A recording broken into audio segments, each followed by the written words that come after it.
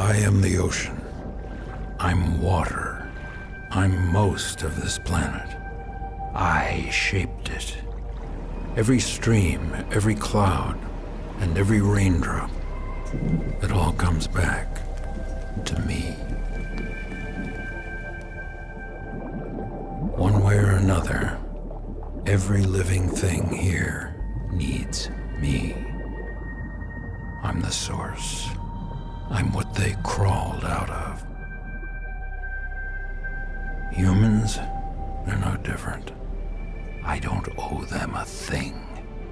I give, they take, but I can always take back. That's just the way it's always been. It's not their planet anyway. Never was, never will be. But humans, they take more than their share. They poison me, then they expect me to feed them. Well, it doesn't work that way. If humans want to exist in nature with me and off of me, I suggest they listen close. I'm only going to say this once. If nature isn't kept healthy, humans won't survive. Simple as that.